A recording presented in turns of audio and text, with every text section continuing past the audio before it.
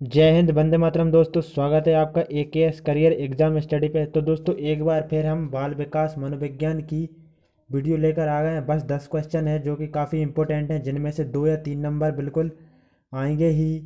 तो चलिए दोस्तों, वीडियो को स्टार्ट करते हैं। वीडियो स्टार्ट करने से पहले दोस्तों, जिन्होंने भी चैनल को सब्सक्राइब नहीं किया है वह सब्सक्राइब कर लें और साथ ही बेल आइकन को दबा दें ताकि आपको टाइम पर नोटिफिकेशन मिल सके।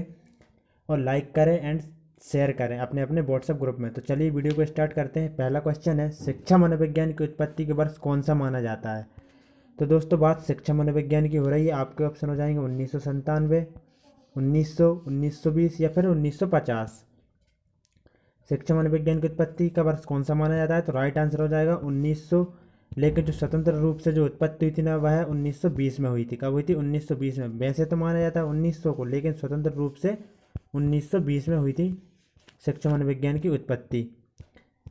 अगला क्वेश्चन है, बाल मनोविज्ञान का केंद्र बिंदु है। जो बाल मनोविज्ञान है उसका केंद्र बिंदु क्या है? शिक्षक है, क्या बालक है, शिक्षण प्रक्रिया या फिर विद्यालय है। दोस्तों, इसका विद्यालय तो होगा नहीं, शिक्षण प्रक्रिया भी नहीं होगा। राइट आंसर हो जाएगा बालक। बाल मनोविज्ञान या एनसीएफ कहता है कि बालक ही मुख्य बिंदु होना चाहिए। बालक के अनुसार, उसकी रुचियों के अनुसार ही शिक्षा दी जानी चाहिए। इस वजह से बाल मनोविज्ञान का केंद्र बिंदु भी क्या है?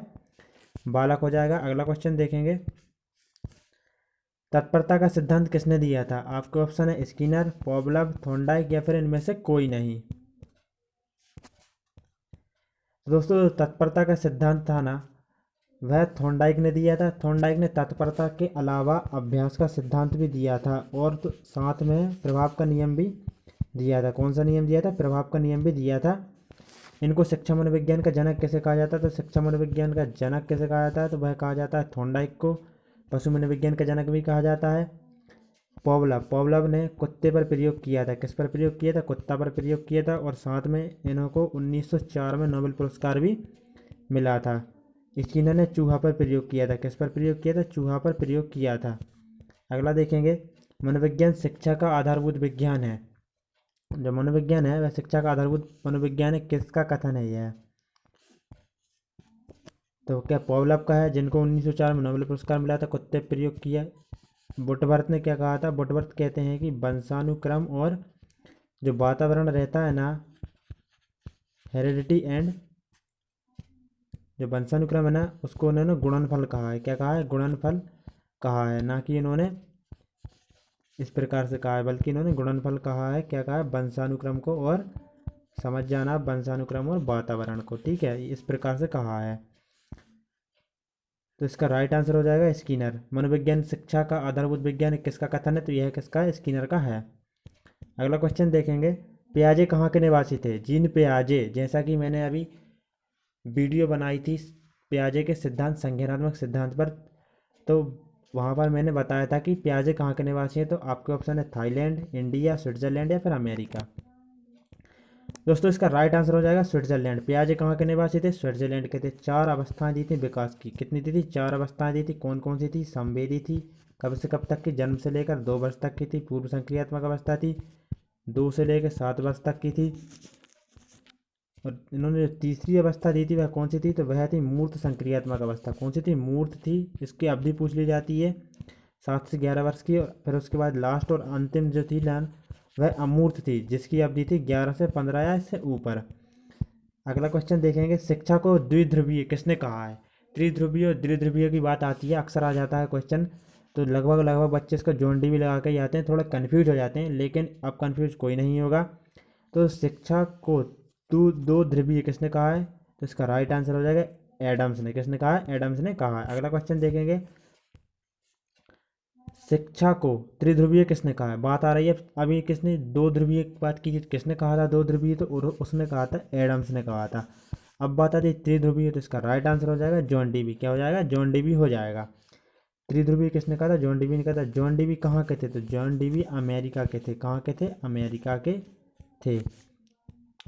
स्किनर के बारे में देख लिए। वॉटसन, वॉटसन के बारे में और थोड़ा देख लेते हैं। व्यवहारवाद का जनक कैसे कहा जाता है?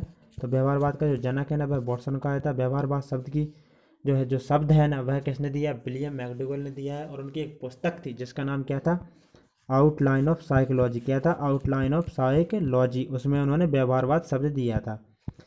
मैकडूगल ने कितनी मूल प्रवृत्तियों को बताया है?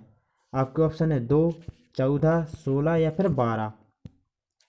तो दोस्तों इसका राइट आंसर हो जाएगा 14। मैकडूगल ने 14 मूल प्रवृत्तियों को बताया है। आउटलाइन ऑफ साइकोलॉजी, कौन सी पुस्तक? आउटलाइन ऑफ साइकोलॉजी किसकी है? मैकडूगल की है। व्यवहारवाद के जनक कौन है? तो वॉटसन है, लेकिन व्यवहारवाद शब्द जो है ना मैकडूगल ने दिया था अपनी पुस्तक आउटलाइन ऑफ साइकोलॉजी में।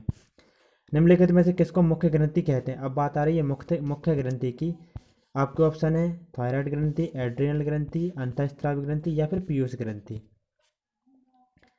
तो दोस्तों राइट आंसर हो जाएगा पीयूष ग्रंथि। पीयूष ग्रंथि एक ऐसी ग्रंथि है जिसको मुख्य ग्रंथि कहा जाता है।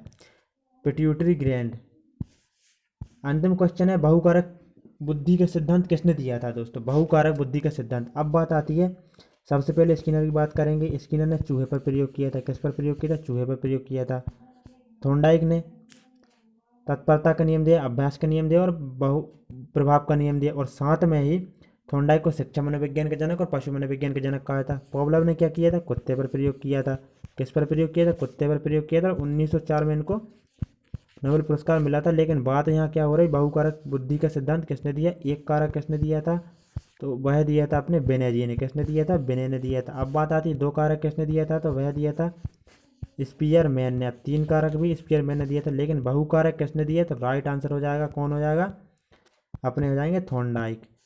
बहुकारक सिद्धांत किसने दिया बुद्धि का? तो थॉर्नडाइक ने दिया है। उनके अनुसार बुद्धि कई प्रकार की होती है। ठीक है, तो दोस्तों आज के 10 क्वेश्चन आज के लिए इतना ही काफ़ी है। जय हिंद, वंदे मातरम। टेंशन मत लीजिए, एक एक कॉन्सेप्ट अपन पूरा करेंगे और आराम से करेंगे। सीटीटी का एग्ज़ाम क्लियर होगा।